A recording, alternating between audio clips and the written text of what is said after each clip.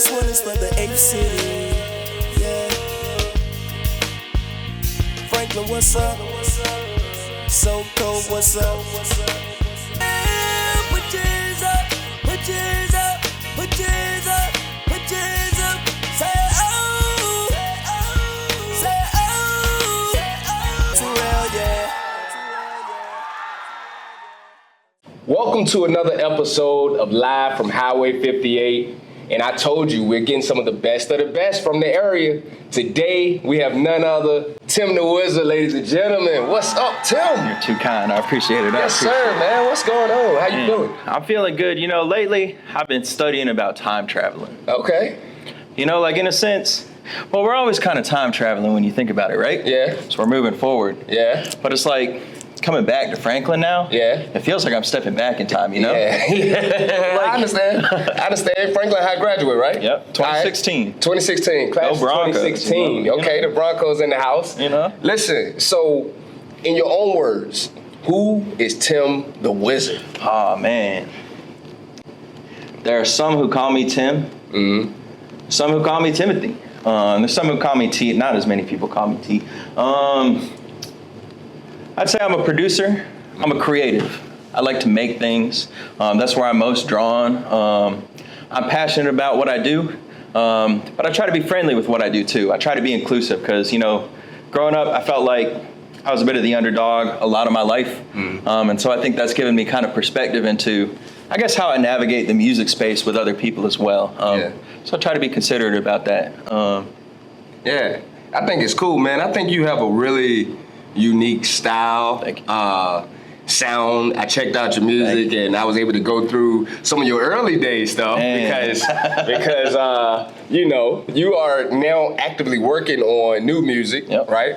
But I did check out some of the old stuff, man, and the guys at high school and the music video running around Franklin High, man. Way back, and it started in Franklin. It started most specifically in, it was Miss Gwaltney's class, the marketing class. Okay. My freshman year. Shout out to Miss Gwaltney. I was actually supposed to go to the Governor's School for the Arts out in Petersburg, but that was an hour drive there and back. And I did 3 days of that. I was like, nah, that's not it. Yeah, it ain't gonna work. And so I came back, and I remember I was at the pep rally. And I was like, this just feels right. This feels like home to me. And so, I learned that a buddy of mine had been playing some drums. He was in the marching band. He'd never played on a kit before. And my older brother had a drum kit. So I invited him over, and we just started jamming. And then we hit up a couple more friends, and one thing turned into the other. But Franklin High School, that's really where it all started. And then my mom lived on Woodland Drive right behind it, actually. Okay, yeah. So we could actually cut through her backyard to get to and there. So it was like, for a while, man, like every day, just after school, just playing music, growing as musicians and stuff. And I think that's cool, man, because for you guys been in high school when you did the video, and of course, I know going back and looking at it, you know, you see all your imperfections and the things that you did when you was a kid. I mean, we all have those moments. But I think it's really neat how Principal Phelps at the time allowed you and the guys to record the music video there. You don't see that often. So can you just talk about like y'all's relationship with Coach Phelps or? Man, Coach Phelps. So I had him a couple of times as my principal. I had him at JP King. I think I had him twice at JP King. Okay. Like they moved principals around a couple of times. But by the time I was in high school, we were pretty consistently with Travis Phelps. And what a guy. He knew how to hold it down with the school. He knew how to, you know, so our drummer moved to Chesapeake our sophomore year, but he was coming down like every weekend because we were still trying to play music and stuff, and it was homecoming. And I remember specifically, we all showed up to homecoming, but he's not a student here anymore. Gotcha. And you needed to either be with like somebody or something. And Travis Phelps sees him. It's like, I know this kid. It's like, you know, come on in. So he was always looking out for us. You know, we asked him. It was actually after we graduated. I think it was 2018 to shoot that music video there. And man, we were kids. We didn't have no kind of budget. I remember I hit up a couple of my friends. I asked them last minute to just hold a phone. Like, you know, I had a vision and We've been there. I was just trying to get stuff done. And, you know, Franklin had offered that support in a number of ways. And Travis Phelps. That's cool, man. That's cool. I got to ask you, like, what's some of your early musical influences? Like, what's some of the stuff you were listening to as a kid? Because with your style being the way it is, it feels to me like you had a wide range of things that you listened to growing up. For sure. I think so. Coldplay was the first band I ever got into, and that actually kind of gets into where I got into music in the first place. My neighbor, 2 houses down the street, I was living on Hunterdale at the time. He had a piano, and he came over to my house, and he was like, "Look what I learned how to do." And he had gone on YouTube, and he learned how to play a song. It was Coldplay. It was like da da da da da da da. I was like, "This is so cool! Like, what's stopping me from doing this?" And so we did that for a while, back and forth, just going over that. And my dad gave me an iPod, and I remember like this was before Spotify and stuff like that. Oh yeah, when you had to download your music, which is like it's crazy how that's changing music and stuff these days. But that's like a whole other conversation. But like, I think I appreciated music more back then because I'd get an album and then I'd have to sit with it. And like, you know, I'd listen to that album on repeat. It's like nowadays, it's like you hear one thing, okay, you can go to the next, and you got this constant stream of stuff. I'm glad you said that because it's almost like, I like to look at it like, I don't think we'll ever get timeless music again. And here's why I say that. Because you're right, it was harder to access. We had to wait for these things. Like, you know, we had to wait for music videos to come out. We had to wait for it to be played on the radio. And then we were sitting there with tape players trying to record it off the radio so that we could listen to it more often. But now, like you said, you have the streaming. You can go listen to one album. You don't like it, go to the next one, or just listen to a song off the album. And we had to appreciate albums back in the day because you can't just get the song. You can't, you know, you don't want just the single. You want to be able to go through the album and see the interlude and the intro and the outro. For sure. So, yeah, music has definitely changed a lot. And I think some of that I wonder about my roots, like, even deeper, because, you know, I got my first child on the way. Okay, She's going to be born in September. Oh, congratulations. Thank you. Congratulations. Thank you. And it's a girl, man. Let's go. Little baby Llewellyn. Nice. Man, I know you're excited. We got 99 days as of today. We're counting down, man. I love it, man. But so, like, growing up, I think to help me fall asleep, my parents had like a CD that they'd play at night. And there was a couple different stuff. I remember specifically like one like Winnie the Pooh like CD or something like that. I don't remember any of the songs off that, but every single night I'd fall asleep listening to that. And I wonder if like, cause you know, when you're young, you're like a sponge, you're soaking that up. So I wonder if like even that was probably even an earlier influence of like what helped me to tune into that. But I think Coldplay was really where I started paying attention to that. Middle school was foundational for me and my sound as well. I started getting introduced a lot more to like hip hop and R&B and stuff like that too. Miss Stevenson's class in 7th grade, she'd always have the radio on. It was English class. Empire State of Mind was always on. Umbrella, stuff like that. And then people would be in the back of class just being on the desk and making beats and freestyling. I wasn't that good. But it was still the influence there. In high school, I got into pop punk, Blink-182. And I think that was really big for the band because it was simple and it was fun. It also taught me music can be fun. It's like Coldplay's got a lot of real serious music and stuff, but like Blink-182, they're fun making, with it. The music video is fun. Stuff. But the instrumental is simple. The beat's fun. And that's a lot of the first songs that we learned as a band. Actually, the first show we ever did, we were going to do Smells Like Teen Spirit by Nirvana. It was going to be at the talent show our freshman year in high school. But we wrote our first original song like a couple days beforehand. So you're like, let's just go for it. We might as well just do it. We got to, man. I don't know. I struggled at first, like at Franklin. I was definitely different, you know. My family's from Ohio. Coming down here, it was a bit of a culture shock, you know. It's much different. At a young age, and you know, I was made fun of a lot. I wasn't the cool kid, and then I still remember getting up on that stage, and I go into the guitar solo, and I'm hearing my classmates like cheering and stuff, man. And I'm like, you know, there was another time I did in middle school. We did a talent show too. It was me, my buddy Kendall, who was playing piano. And I had the electric drum pad, and I was playing a beat too. And man, it's just music powerful like music that. Can cross barriers that people can't. I've got so much to thank in my life for music, man. And like anytime that anything's ever been hard, you know, I go to music. It's made so many connections through my life. I met my wife because of music. we were playing a show out in Chesapeake, and she was there. Her family friends were in another band, and our band was on the bill. And she genuinely liked our music. Yeah, yeah. I was like, we sound like trash, so I don't know what's up with that. But she seen something she liked. She heard something. She heard it. She heard it. Yeah. And she's got a phenomenal taste in music too. So I know it's not. She's not just trying to, And I got you. Music's a beautiful thing, man. So, is there anybody in your life who has been a good influence to you and has helped you throughout your life? Well, I gotta say, I mean, first off, of course, my mom. I still remember the early days of the band. I'm surprised anybody let me learn a drum set. Like, learn how to play the drums in the house, not drive. My sister went crazy. She yelled at us one time. And so my parents were split up at that point in like middle school. And my mom was like, yeah, you could come over. And we set it up in her dining room. And eventually it stopped being the dining room and it was the band room. And she worked these late nights. So, we'd always try to make sure that we weren't playing too late. But there was a couple times where like we'd have a show or something and she'd put up with us. But she still remembers those days. Always having the band members over, always playing. That's cool. That's cool that she was, pushing you guys. Like, she could have just said, no, cut it off.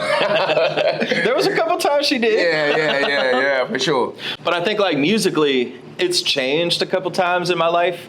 Like I was talking about earlier, my buddy Kendall, he was like a savant or something with the piano. He had never had a lesson in his life. He learned how to play a couple songs, and then he started making his own songs. I'm like, how does that work? I try to study what he was doing. God-given talent, right? Just amazing with it. And so we spent a lot of time early on just jamming. I had my brother's drum kit, and so he'd come over and he'd just start playing something, and I'd just carry a beat with it, something like that.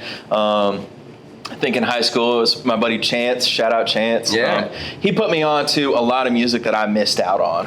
I don't feel like, I don't know, I feel like a lot of people get put on music from people in their house or stuff like that, and I feel like I missed out on a lot like that. So he was putting me on like a lot of the alternative rock and like Blink-182, like I said, stuff that was really putting me on, and I taught him how to play bass. Nice. We were gonna do the talent show, and I was like, we need a bassist, and I was like, come over, man. Teach somebody. I'll tell you what's up. And it's amazing. I still go up and visit them. The McCoys, actually, Mama Jen, she was the nurse at JP King Middle School for a while. So I went up and visited them recently. They're good family friends of mine, and he's still playing guitar to this day, man. That's cool. We're still sharing ideas with each other and stuff. That's cool. It's cool. It's awesome. So what instruments do you play? Oh man, it might be a little easier to go over the list of instruments I don't play, but I'd say I'm a jack of many, but master of not too many. Like, I spent a lot more time focusing on learning how to produce, like record, make videos, and promote. That I feel like, so I played guitar and I sang in Same Time Tomorrow. I had a keyboard in my house growing up. I got a lot of siblings, so they like all at one point tried to learn to play music. And so one of my sisters had an acoustic guitar. My dad had a bass guitar. My other sister had a keyboard. It's come from a musical family. Yeah. My brother had the drum set. And then for my 13th birthday, I got an electric guitar. Nice. And so I read a music theory for dummy books when I was 14.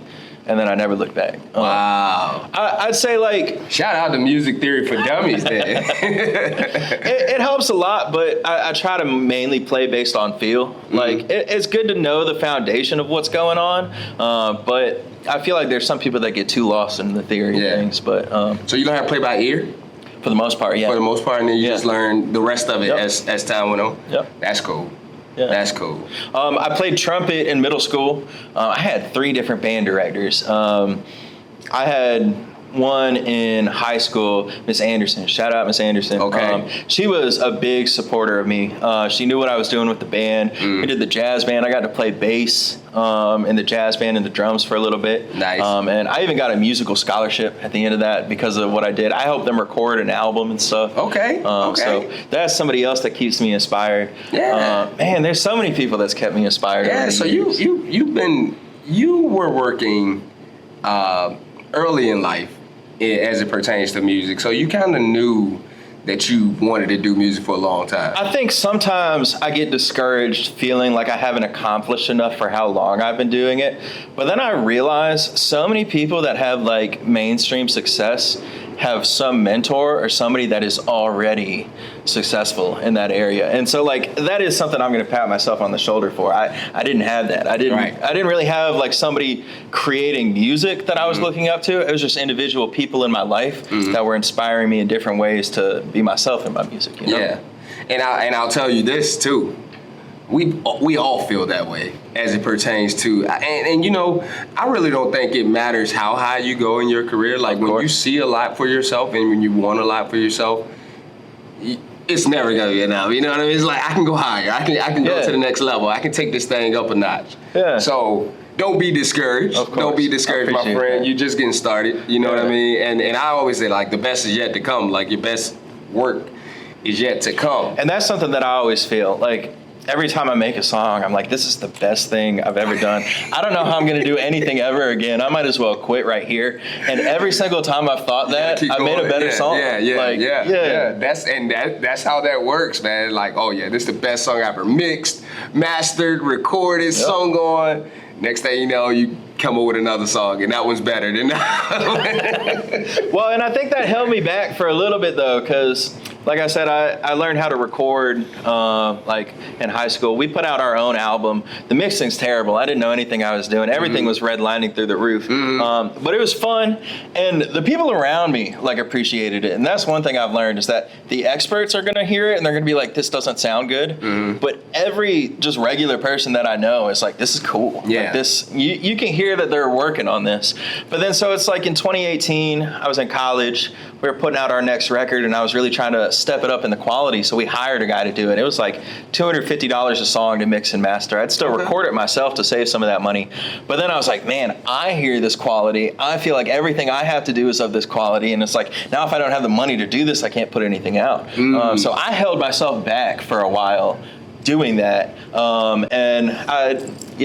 We do that because we want it to be perfect. As musicians, as artists, we want it to be perfect. So it's almost like I don't want to put it out if I feel like something's wrong with it. You know what I mean? Like I don't want to put it out knowing that I was redlining right here, this, that, and the other. So then we'll just say, oh, I'm going to save it. Or we'll say, I'm not going to shoot the music video because I can't get the concept the way I want it, or I don't have the money to get all the locations and the scenes and the props and all these type of things, man. But they're just like little obstacles that we put in our own way. And I think artists often get caught up in that, and I think it's because we're so frequently comparing ourselves to the people, To the big artists. To the ones who have the label for it, right? But I think one thing I've come to realize more lately is that a song, you don't have to put it out and be done with it. You know, there can be multiple iterations of that. And that's what I started doing with some of my music. I had that revelation lately. It's like, I remember when I first started this, when I made my first beat, and it's like I just posted it on Facebook and my friends liked it. I was like, that's awesome. And it's like now I'm sitting here, it's been years since I put out some music.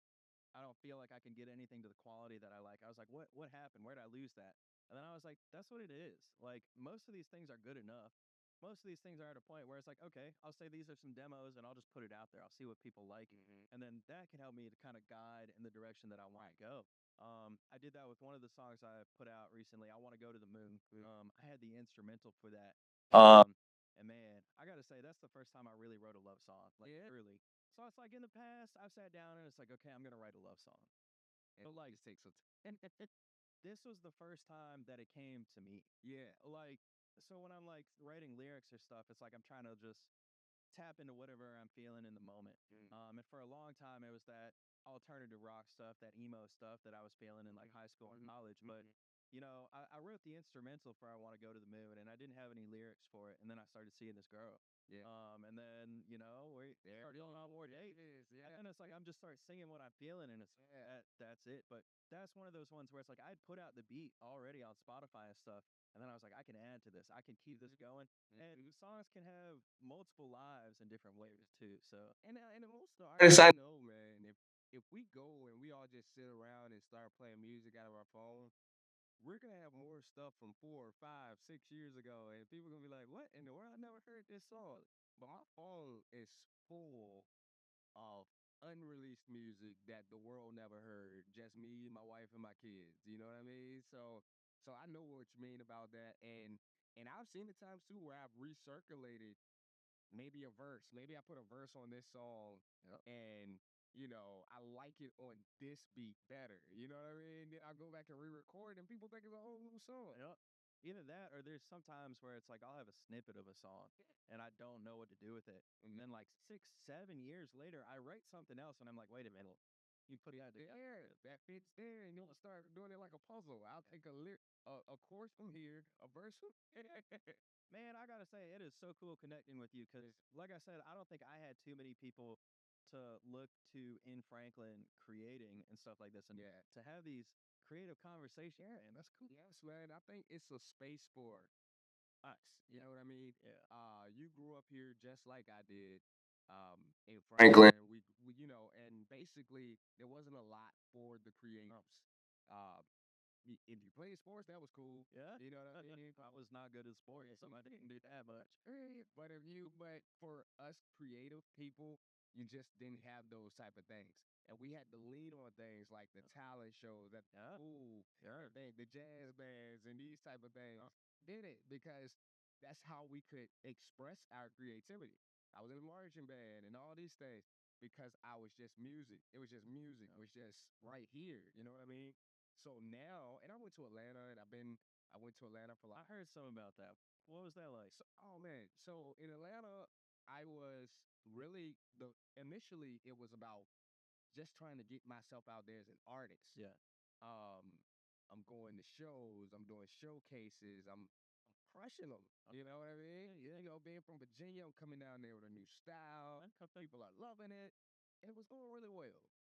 Um, then the business side I started to see the business side. Yeah.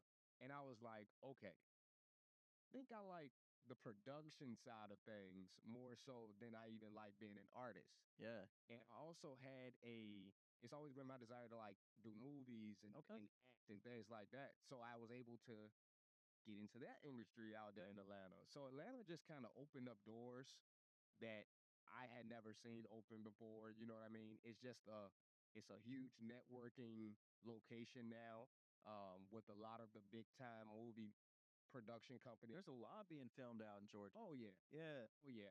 We call it Baby Hollywood. Okay. Call it Baby Hollywood because I think what Hollywood decided was we can go over here and make a cheaper version. And when I say cheaper, it's because of the cost of living compared to the two places. But that's what it is. It's so many opportunities and things like that. But me personally, I said, "Oh man, the business side looks good. So I want to have a label. I want to have a production company. I want these type of things." And now the artist part is kind of on the back burner while pushing the production side. Yeah.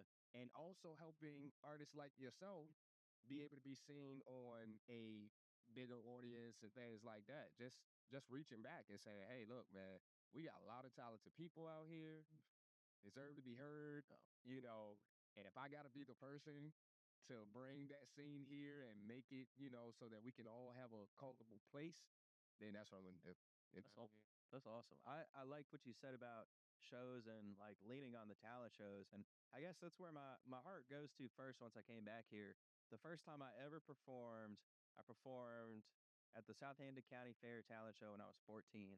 And I played the first song I ever wrote, which was a rap song with just piano. I think I played it in front of like 100 people back then. I don't think people show out as much, but we'll see.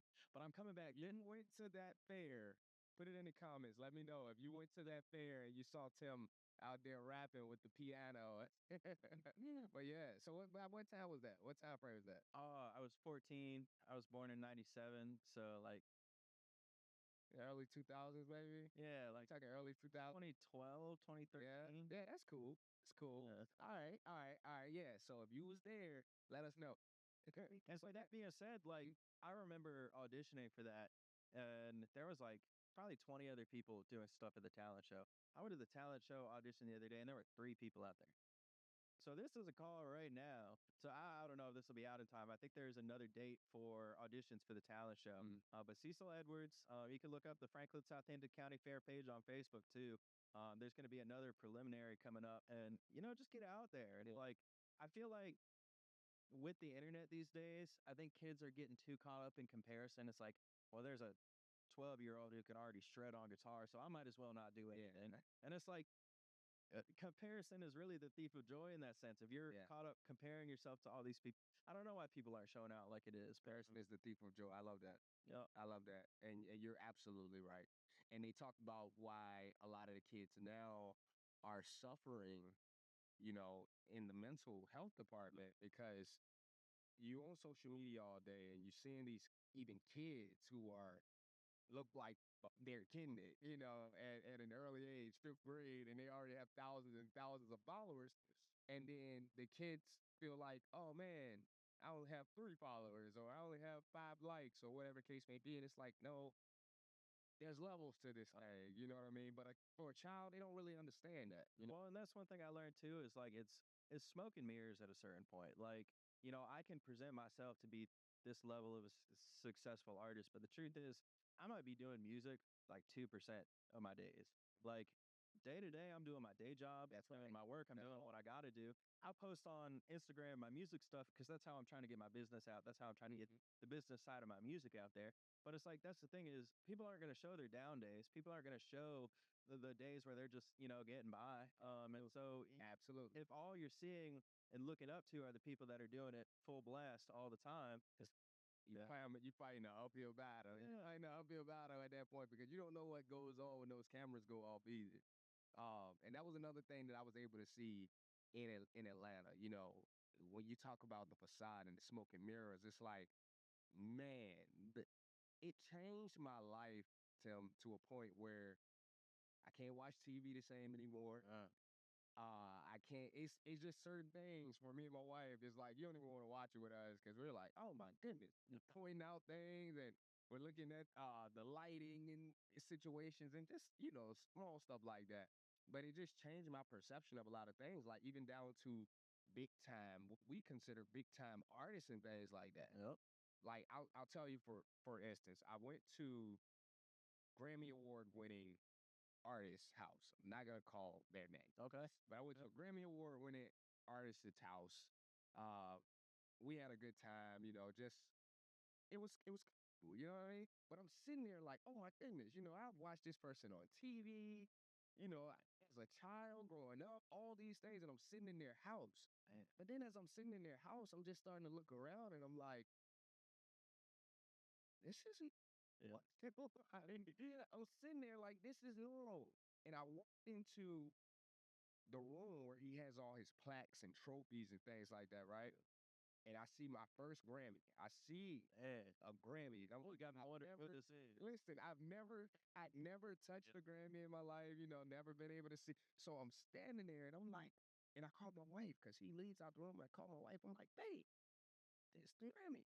And then I'm like, and she's like, what are you doing? And I'm over there wiping dust off of, I'm like, it's dirty. I'm in there cleaning dudes' cracks and stuff because I realized that I valued that stuff more than apparently he did.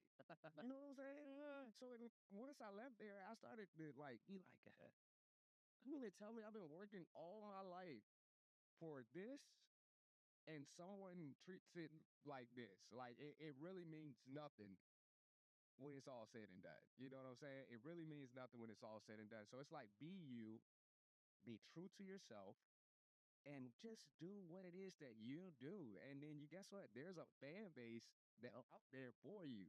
Yeah. So I'm glad you did bring up the talent show and getting more participants out there. And it's still a call to action. If there is, a talented kid out there, if you got a talented youth, let's pour into them. Like if they want to play guitar, go get them a guitar. They want to play drums, give them something to beat on, but let's get the kids back outside and back doing something that they can use for the rest of their life. And you really don't have to be the best. Like, and I want to nail that point home. You have to start somewhere. Like I remember, I oh man, I was nervous. That was also the name of the song I performed that first time, and I like messed up a chord change, and I sit there and I freeze for a second. But nobody knows the song. Nobody knows what's going on. I beat myself up on it on the way home. I was like, man, I messed that up. It's like all that. But that was the start Right. of everything else that I've been able to accomplish over the years and stuff like that. And yeah, you got to get that start somewhere. They say that the best time to plant a tree was 30 years ago. The next best time to plant it is today. Yeah, I like that. Yeah, but it's true. It is true. Um, so I mean, now what's next? Because I know you worked on music, but what's going on with you now? My baby. Yeah. I yeah, so Excited. excited to bring her into this world Yeah. and eventually get to show her the joys of music as well too. Yeah. I know it's about to be a crazy couple of months. It's going to be a huge adjustment figuring out how I get my life on track with that. But I have an incredible wife who is holding it down. She's reading all the stuff about how to take care of babies, how to make sure that this goes smoothly. I got my dad books I'm trying to read too. I'm trying to learn about sleep because I heard you're not Not going gonna to get much sleep. Hey, you're gonna get it all right now. You're gonna enjoy sleep while you can, man. But I But think it's gonna be worth it, though. I'm telling you. life has gone at a comfortable pace for me. And when I was younger, I used to get so caught up in feeling feeling like like I said, I didn't think that I was as successful as I should have been at that time. But if you follow the way that life takes you, you'll realize that everything's happening for a certain reason. Absolutely. I have followed music. Next year, I will have been creating music for more than half of my life.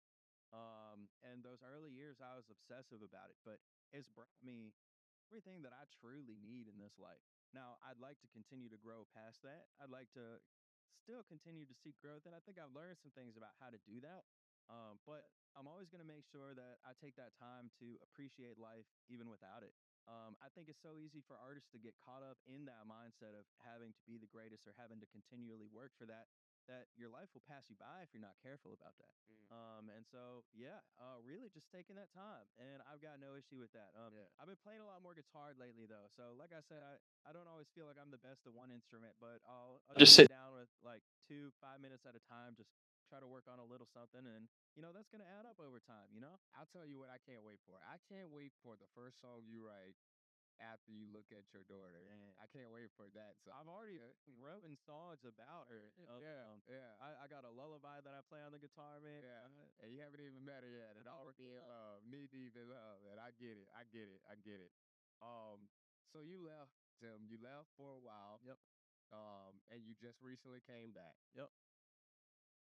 What brought you back this way? Well, my wife and our baby. Yeah.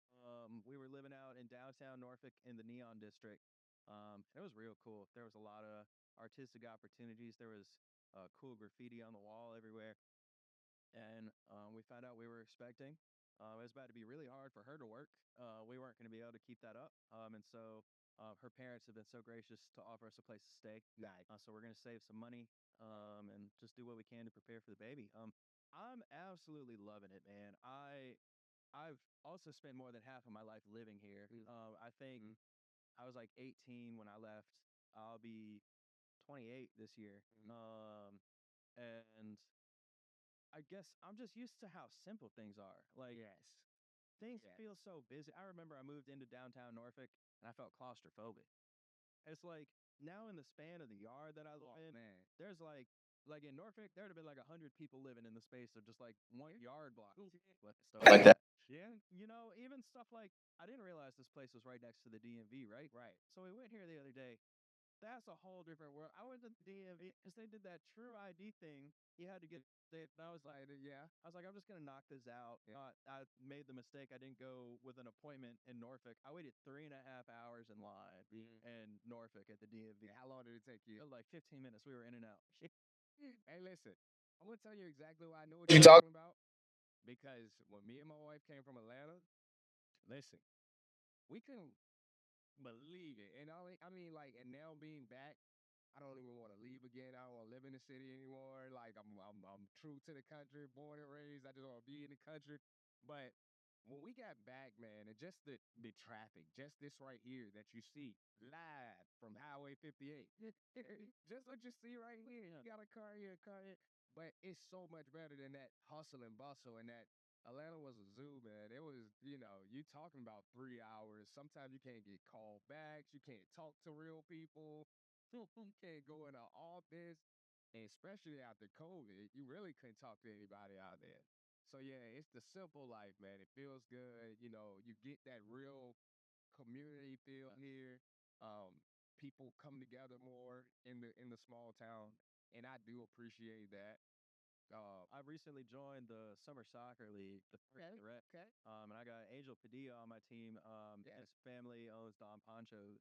And Nice. I was on the soccer team with him in high school too. So like coming back and connecting with people from Franklin too. It's like I'll be at Food Line and I'll see people I know like Yeah. from years ago, and it's the sense of community. It's like every person I ran into, they don't recognize me at first. I change my looks every couple of years. I know I look different. I did notice that. What? I did notice that on YouTube. I said, man, is this the same guy? You watch that video and it's like, is that the been talking to?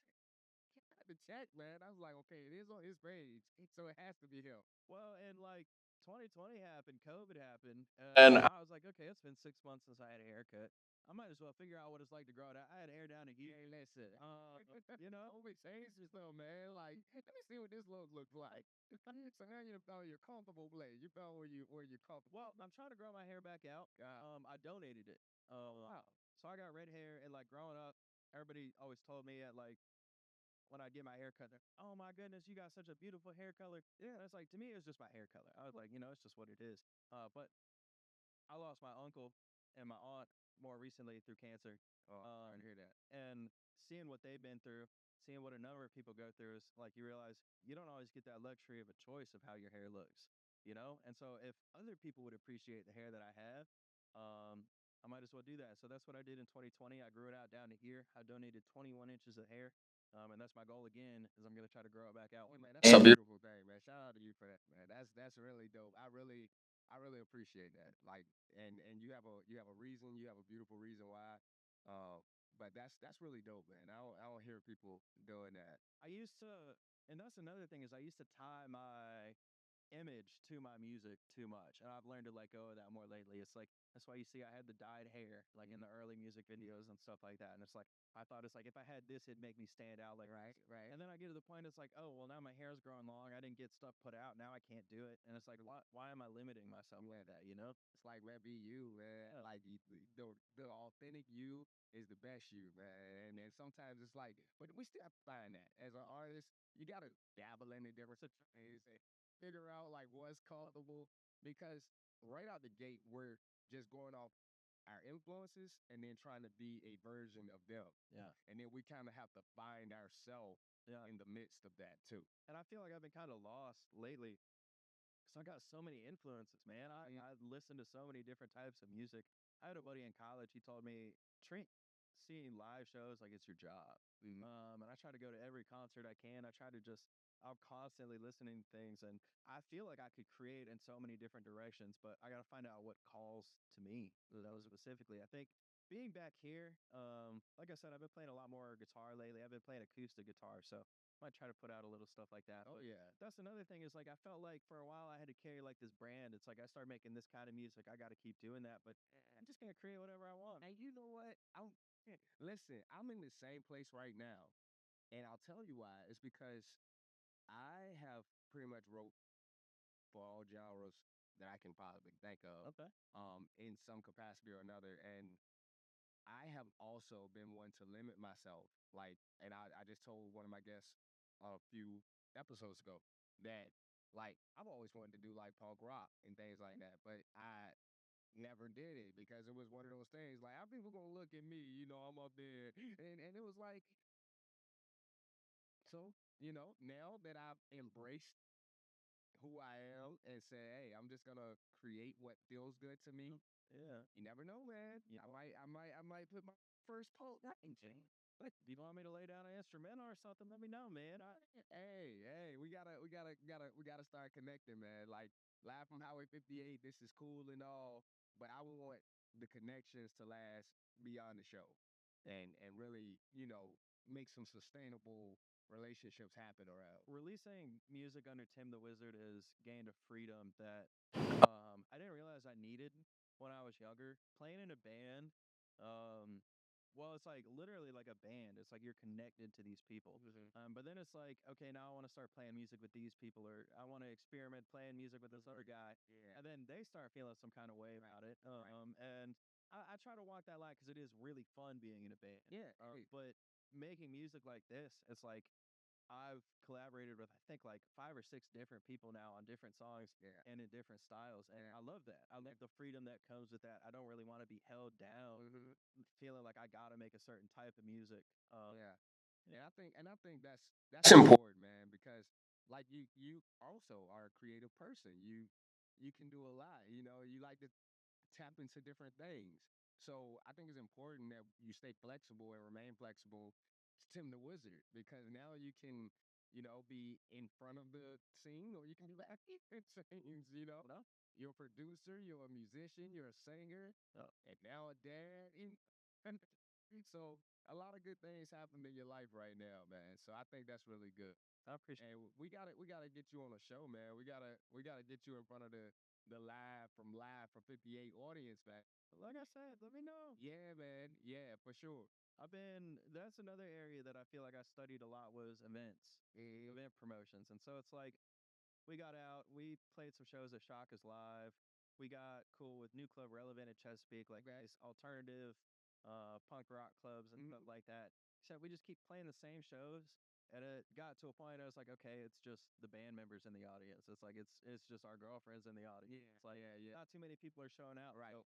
So like I said, I shifted my view from trying to master an instrument to trying to understand those things. How do you get people out? How do you make things feel more like an event for people? Yeah. And true. And so I actually brought some stuff. Yeah. Um, That's deep. so I used to print these out. Yeah. I'd hand them out. Okay. Let's see here. So if I had a show coming up, anybody I talk to, and that's just a business card. So it doesn't get you in the door. Yeah. It's something that they can take home. Because if I sit and have a conversation with you and I say, hey, this show's coming up, it's like they're going to go home and they're going to be like, what's that date again? Yeah. What was that? What was going on? Yeah. And I like this, like the ticket stub type thing. Yeah, that's cool. That's cool. And so that warm weather waves one, that's one that I worked on for a while. You can keep those. I got a ton. Okay, cool. One. Um, that was like a summer concert series that I wanted to do. The first one we ever did, I bought free ice cream. We were in a warehouse, and there was no air conditioning. And I was like, I'm only going to convince people to come out to a warehouse to mosh around to music, get so hot. People had their shirts off, they were sweating, but I handed out free ice cream. I went to the dollar store, how much ice cream? Yeah, that was cool though. That made it over. I think we had about like 50, 60 people show out. Nice. Oh yeah, that was good. Nobody passed out or anything, did? No, we were good. We were good. Oh, that's good. That's good, man. I kept working with that. This is cool though. I like. Thank you. Um, in college, I got the opportunity to put on a music festival. That was a crazy story. So I'm like with a team of people, different organizations across campus, and like one guy's like, "Yeah, we got a sound system. We're good." So it's like a week before the festival, I'm like talking to the school grounds. They're like, "What are you talking about? We don't have any sound system." So they pull me into this meeting with like 6 people. Yeah. And I'm like, I'm the first one to speak. I was like, I just want to say I'm sorry for everything that's been going on. There's been some miscommunications. And the person across from me is like, what are we even in this meeting for? And I was like, I didn't even explain what we were doing first. I was like, I just went right in. So I just went right into it. And so, like, stuff like that, I guess I'm very fortunate to have had the opportunity to go through that. So I feel like college is really your place to make those mistakes. Because it's like you start trying to do that with like real world event promoters and stuff like that, bigger stages and stuff like that. That's a pretty quick way to not get a call back. yeah, for sure. I agree. I remember putting our first show on at Fred's, man. It was even hard to get a show at Fred's at first. Yeah. Somebody who was putting shows on at Fred's to let us put a show on at Fred's. And then we got to the point I'm putting on shows at the oceanfront now. Yeah, yeah. Yeah, man. And I know that felt good, being like from just trying to get a show at Fred to around here, and then you're able to perform in Norfolk and in Virginia Beach and these bigger establishments, and now you get a bigger crowd. They hear your music and things like that. I always used to say, if I left with one fan, Yep. mission accomplished. Yeah. Mission accomplished. If I leave with one person who wants to check my music out or check out my Spotify or my Apple Music, then hey, that's a win for me. Okay. That's a win. So for all the starting artists out there, listen, it's small games. It's small games. If you get one person today and another person tomorrow, Guess what? You do that for 7 days, you got 7 new fans, right? Sure. Shows are really tough too. And I will say, like, that's something that I've noticed. And I think over time, again, I think the phones, I think if you can have any kind of media, anything you want to see in the world, when you go at home at night, you can just sit on your phone and watch it. You don't got to leave your house. You don't got to pay for nothing. Back in the day to get entertainment, you had to leave. You had to go find it. Like there wasn't anything. You might have had a radio and you're listening to something. Yeah. But like people were going to concerts because it was something to do. Right. And now we've got so much entertainment at home, and that's something that I found, and it burned me out for a while, honestly, putting on shows. I'd get to the point where I was maybe doing like once every 6 months or something like that. Because if I did them too frequently, people just weren't showing out as much. But yeah, I really do think I think live streaming is also a place where things are starting to shift though. Because I tried live streaming, I did it once, and I had people that I've known for years who had never made it out to a show that were there on that first live stream too. So Yeah, and that was something else I think we can credit COVID-19 for, because the live shows picked up like crazy, and you were able to get somebody to do an impromptu concert right from their living room. I did some, and I did, okay. we were able to do a couple and things like that. But it also let you see that, okay, now we those same people that's like, now I don't have to go out anymore and like attend these things. All I gotta do is just wait for it. Or if I get on YouTube, they're giving me like 72 camera angles so I can get a better view of the show right from my couch. So that is the hard part. And then it doesn't help the state of the world today and how that is. It's harder for people to go out. Me personally, a person who deal with severe anxiety or PTSD, I know it's hard for me to go out. That's why it's been hard for me to really return to the stage too, because I've always lived my life with no fear, and now there's this brand new fear that Yeah. that I've been dealing with. But it's slowly getting better and getting better with time, and these type of things are allowing me to break that cycle. This is so cool. When I saw this, I like got excited. Yeah. I've been watching the episodes on my way to work and stuff now. That's cool, man, and that's cool, and that's why when you reached out to me, I like to give everybody an opportunity, especially when you have a story, you have something that you're actually doing, something that you've done.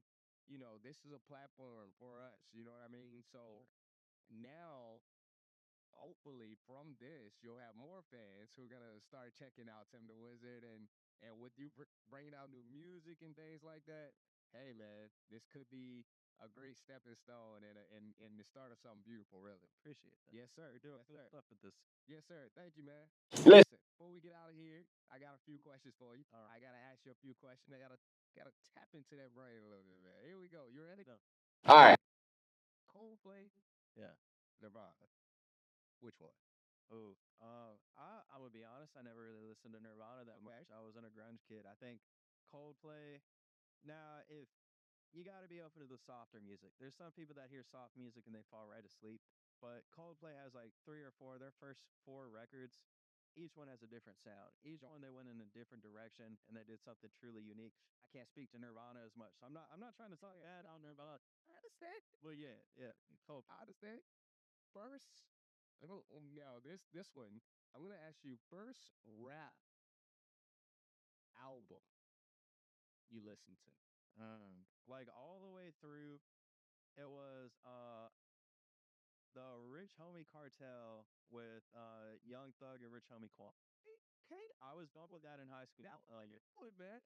That one's a good one. But I really enjoyed that. What lifestyle came out? Lifestyle. I still remember the first time I heard Lifestyle, I was like, oh. Yeah, But then the more I heard it, I was like, oh. yeah. I like she's the whole swirl. At first we were like, what is he saying? But then it was just like, then we all started doing. Young Thug is one of my favorites, and I've heard him describe that like he tries to use his voice like an instrument. You hear him like squawking like a bird on Yeah. but it's calm. It is though. It is. He's created his own style. It's cool though. I like that. I like that. That album was good. That was. All right. Sunrise or sunset? Definitely the sunset, man. I remember one of my favorite activities growing up. I did it all the time. Is I'd ride my longboard around the neighborhood. I'd ride out. We had this cul-de-sac in this open field. I just watch the sunset. I'd take a picture of my phone, post it on Instagram. My friend would make fun of me. He's like, "Why are you posting that on Instagram?" I was like, "Cause I like it." But no, I think it's a little easier to see the sunset. But yeah, I'd always be like listening to music, just cruising and just catching the sunset. I feel that.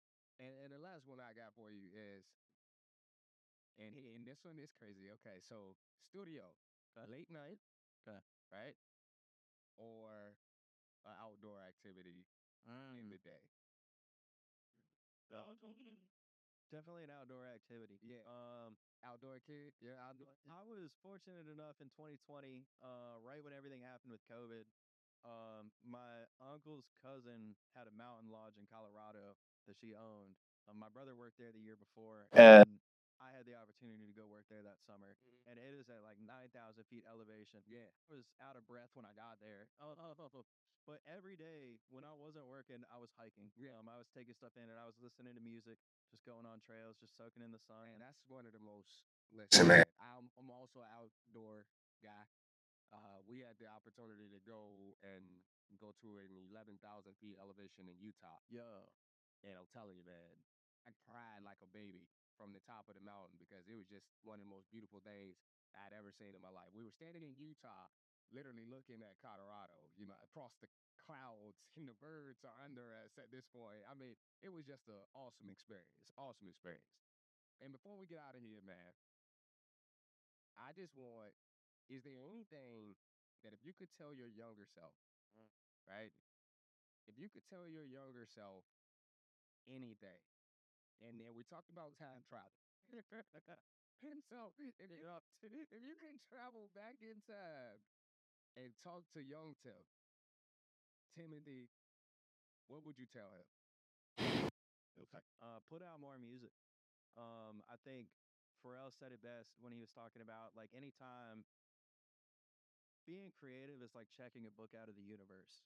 It's like, and if you have the ability to do that, don't stop. That's like, just keep creating, keep putting stuff out, keep growing. I do look back on some of the releases I've made, some of the notes I've made, some of the voicemails I got in my phone. I've got big plans to release more in the future. It's going to take some time, but I'm in no rush. But that is something I wish I did more of, and to just not take it so seriously. Just have fun with it early on, because I I had some tough lessons early on. I got frustrated with how things were going. I'd lash out at people, and that's never productive. You never get stuff done. It's never worth it burning bridges if you can avoid it. Yeah. And yeah, just have fun with it. Just put out more. Just put out. Yeah. Well, you definitely gonna do a song for us before you get out of here today. But thank you again, Tim. I really appreciate you stopping by live from Highway 58, right here from East Side Rides, here in Cortland, Virginia. And it's been a great sit down, man. I've enjoyed getting to know you and learning a little bit about your story. I'm excited about your daughter coming already, man. So we definitely gonna keep this thing going. Well, and hey, thank you to you too for all that you're doing for the Franklin area, for putting people on. Oh yeah, man. That's Yeah, incredible for sure. stuff. For sure, man. I'm looking forward to seeing more about it. Well, guess what? When you get that new music ready, you got to come back. Okay. All right. All right. You got to come back, and we got to do this all over again because we got to reintroduce everybody to that new music. Okay. That new Tim the Wzrd, right? I'm always cooking, man. That's what I'm talking about. That's what I'm talking about. Well, this has been another episode of Live from Highway 58. I'm El Terrell. It's Tim the Wzrd. Thank y'all so much for tuning in. Make sure you like, subscribe, and click that bell because there's going to be more great episodes right here live from Highway 58 in Cortland, Virginia. Until next time, peace. There's someone who called me Tim the Wzrd. Live on 58.